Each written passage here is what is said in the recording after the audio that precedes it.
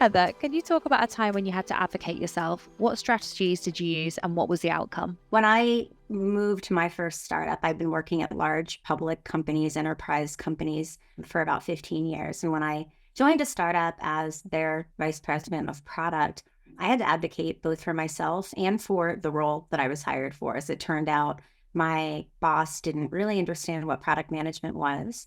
And there was an acknowledgement of the 15 years of career that I had in a leadership role at a public company. So startups, different environment, different space.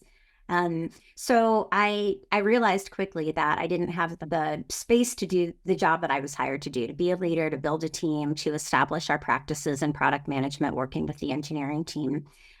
What I did about that was I set out to educate. I started with my boss, talked him through what my role is, what it looks like when I'm doing it well, what he can expect of me, how I and my team add value for the rest of the company, and emphasized and touched back on frequently experiences that I had in the past to demonstrate I've done this before, I've done it a lot before, I'm making informed decisions, and to establish that trust with him that I needed him to give me so that he would let me do my job, let me do it in a way that I could be successful, my team could be successful.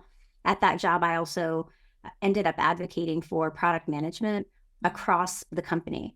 I met with each department head, the most senior people, and then the people that I worked with at my level, held lunch and learns talking about what product management is, what I'm here to do, what that is going to look like, how my work benefits them. And again, just emphasizing the experience that I had and that I was making decisions based on having done this a lot, seeing what works, seeing what hasn't. So a little bit of emotional relationship building and building trust, and then a little bit of tactical, I know what I'm doing, done this before, I got this. And it worked, it helped. Yeah, it sounds like that kind of education aspect was just really important. It sounds like there was maybe a missing link. You had to advocate for yourself, but you also had to educate others that maybe didn't know your background and kind of how important product was to the company. So yeah, that's amazing. It's uncomfortable. I've seen it with a Yeah. lot of women, especially. It's uncomfortable to Yeah. emphasize the value that we bring and who we are. Yeah. Um, are, the kind of success we can deliver for the company. I see guys not struggle with it as much, Yeah. tooting our own horn, if you will, but I've seen a lot of women really cower from doing that. Yeah. And it takes a long time. It takes years to build up the confidence to speak up for yourself. Yeah, absolutely. Well, I think that leads us really nicely into the next question, actually. So, can you talk about a time you experienced imposter syndrome and how did you overcome that? Similar. So this was when I was still at a large enterprise public company, and I'd been promoted through the ranks of product manager up to a very senior level. And on Mondays, I would sit in a board meeting with other executives, all men. Most of the time, I was the only woman in the room, and I was 15, sometimes 20 years younger than anyone else there. Yeah.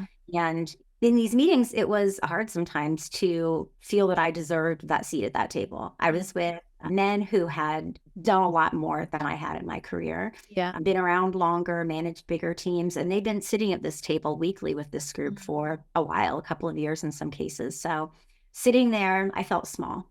And I thought, do I have the expertise? Do I have the powerful background to deserve a seat here? If I speak up, is it going to be helpful, relevant? Am I going to get talked over?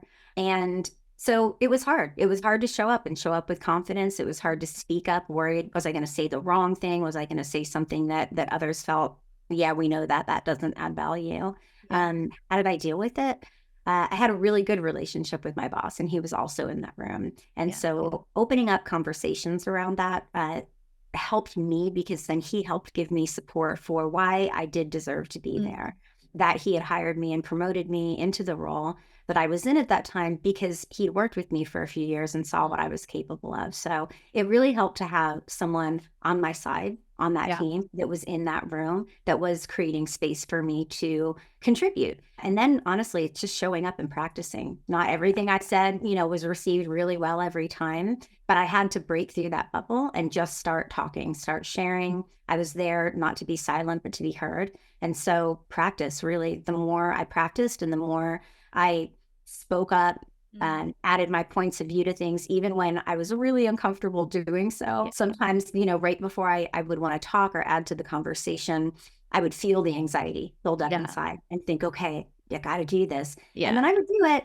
And, nothing ever went terribly wrong. And just Yeah. the more I did it, the more comfortable I became. Yeah, I think you've touched on something that comes up a lot actually when I talk about imposter syndrome, and it's, the kind of the anxiety building before and pushing yourself out of that comfort zone. And once you do it, it does become easier. It's one of those kind of cliches, once you push yourself out of your comfort zone, it's Mhm. it's easier each time. So yeah, it's great to hear that it did get easier. Thank you. Yeah, you hear a lot of guidance, a lot of advice from people out there. Just do it. Yeah. If there's something that you're struggling with, if you are dealing with imposter syndrome and Mm. you want to step into eliminating that and really feeling Yeah. like you own your role and your right to be there, there really is no better advice than just do it. Yeah. The worst that can happen and the best that can happen is that you get really comfortable with where you are. Yeah, exactly. Amazing. Thank you. And then final question, what advice would you give to younger women entering the tech world? That's a good one. And thinking back on what I've experienced and looking at the environment today, I would emphasize that it is still a very male dominated world, and they should know that. Um, I got some great advice early on, which was know that this is what you're getting into in this Mm. field.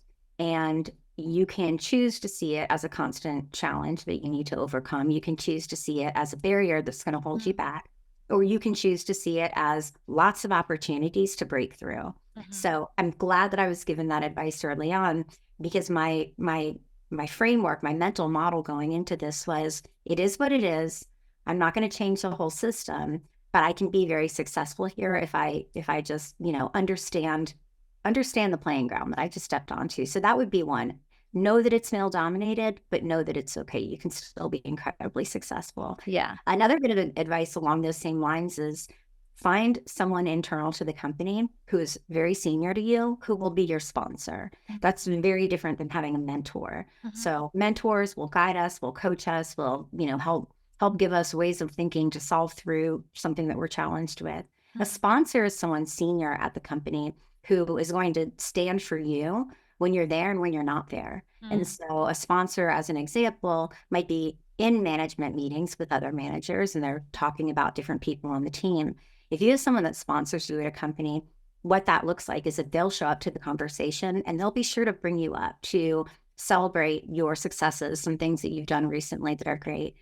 They're basically a senior person who has influence, who Mm. is creating space for you in ways that you can't yourself, so Yeah. that you can step into the role, the promotion, whatever it may be that you want to do.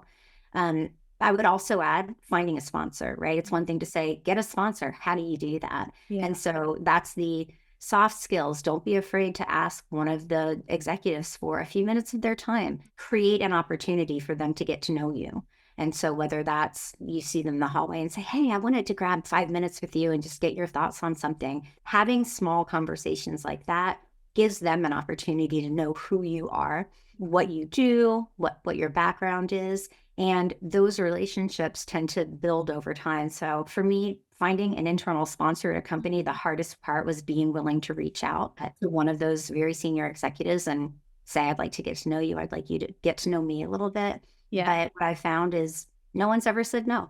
In fact, when someone on the team reaches out to a senior exec, every time I hear of it happening, and I experience this as well, they're so happy that you've reached out and asked because they're managing a lot of different Yeah. people. They've got a large purview at the business. They're not necessarily thinking about each individual and who would want my support and how could I Mm. help them. So they feel honored, they appreciate it. And with that willingness to help and that desire to help, we just have to open the door Mm. and get it started. Yeah, I'm so glad you brought up about a sponsor because I think people are very quick to talk about mentors and like networks, but sponsors quite, like you say, quite a different concept. And it's that importance of somebody in a different position, a higher up position, being able to advocate for you when maybe you can't advocate for yourself, because self-advocation is important, but sometimes we're just not in that position to do it. So I'm really glad you brought that up, and I think that's going to be invaluable for a lot of women listening. So Heather, thank you so much for all your advice and all your answers. It's been so great having you on. Well, thank you, Amy. I appreciate the opportunity to be here and talk with you about this.